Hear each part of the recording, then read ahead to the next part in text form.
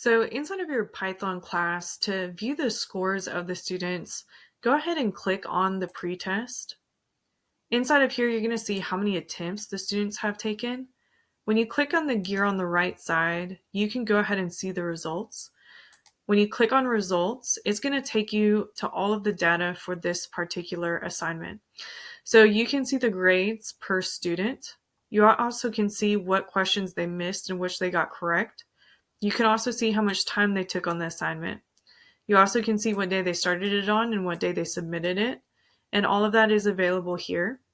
If you want to, you can specifically click on each of the responses and see exactly what they put and what the correct answer was. So this shows you how you can see the pretest for your students. If you go all the way to the very bottom, it gives you a nice little graph just to visualize that data. So you can see that there were 3 participants who did very well on this pretest versus it looks like there was a good grouping also at that 2 to 2.5 range. Your students who do very well on this, they might have taken a previous computer science course, or they understand the logic that goes with computer science, maybe by taking another language or having taken an intro to computer science class. So that's how you can access this data.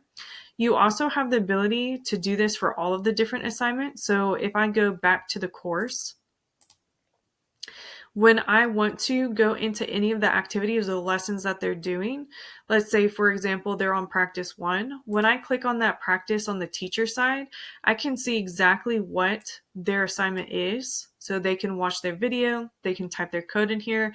And then as the teacher, when you click the submission list, you're actually going to be able to see the submissions as they come in from the students. So you're able to click on here and see all of the different submissions that come in.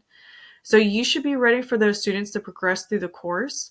So once they submit their pretest, the course is going to essentially open up the opening survey. Once they complete that opening survey, then lesson 1 input and output variables will be unlocked, and they're going to get started on that welcome to Python. Now, notice again, they have to complete that opening survey before it's going to unlock that section, and then they'll be good to go to progress through their course. If you have any other questions, just let me know.